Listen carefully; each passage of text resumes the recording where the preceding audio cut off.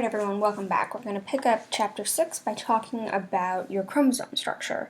So while we go through mitosis, our biggest concern is duplicating our chromosomes, moving them and separating them so that our new cells have the same number of chromosomes as the original parent cell. But what do we mean by chromosomes? So chromosomes, most students will know, are made up of DNA. But when they think of DNA in their cells, they automatically jump to this double helix structure. And while that's not necessarily incorrect, it's not a complete picture of what our chromosomes actually look like.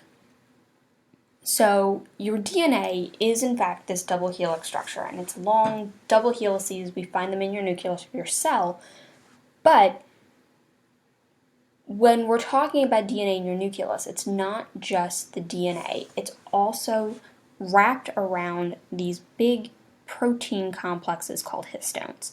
So this blue strand you're seeing here is the double helix wrapped around these protein complexes, these histones.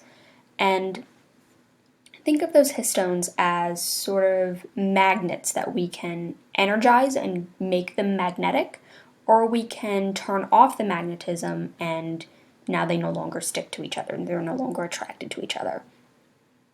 So when we go through cell division, we need to duplicate your chromosomes, okay? We're going to talk next unit about how we actually take the DNA and make new ones. But when we're moving through cell division, we're going to need to take that DNA and those histones that are typically loosely attracted to each other, so no magnetism if we think of these as magnets. Chromatin's nice and spread out during interphase because we want to have access to the DNA. When we go through mitosis or any round of cell division, so including meiosis, I need to do what they talk about as supercoiling the DNA. Okay, I need to make it tight. So here we can talk about those histones if we think of them as magnets, that they're not turned on, they're not attracted to each other. We go through and prep for cell division. Now we're going to turn those histones on. We're going to make them magnetized, and they're going to stick together and they're going to supercoil.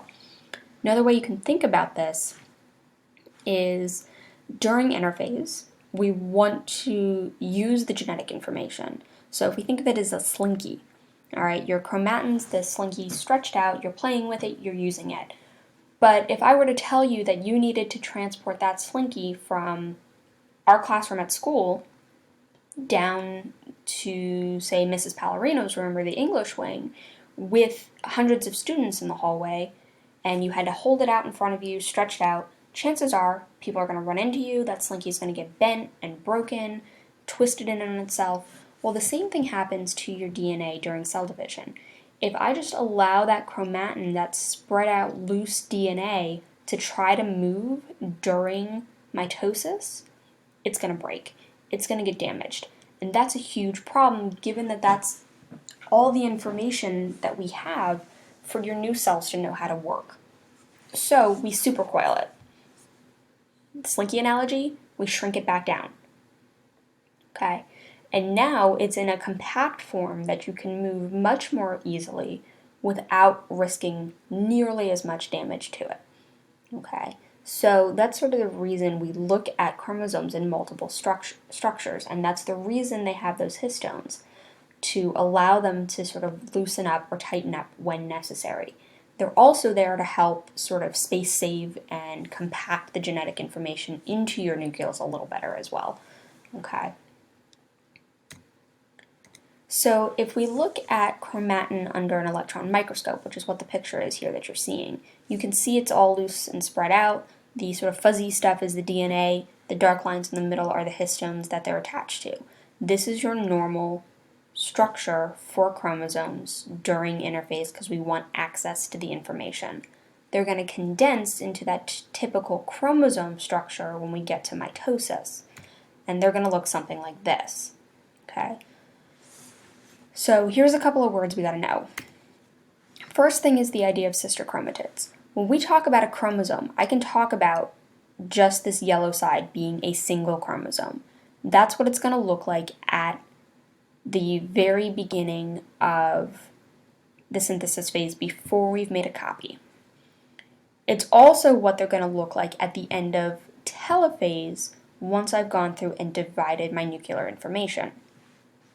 So when we talk about sister chromatids, here's one chromatid, okay, that was probably the original information that the parent cell contained.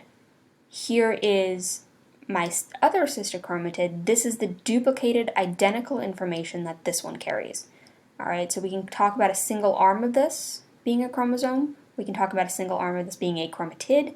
We can talk about the whole thing being a chromosome. Gets a little confusing, okay, but try to keep your terminology straight. So while they're connected and there's a copy, we call them two chromatids. The whole structure then is a chromosome. When they're separated, they are each individual chromosomes. Okay, so try to keep that straight. And remember that we're going to create those sister chromatids, those copies, during your S phase and interphase. Now, those sister chromatids need to stay together until we're ready to separate them in mitosis. So what holds them together? They've got this thing called a centromere here in the center. Sort of think of it like two pieces of Velcro holding those sister chromatids together. And we'll get to a point in mitosis where we're going to rip that Velcro apart and pull those chromatids apart to make two new cells. They also have these pieces called telomeres at the top ends of the chromatids as well as down here.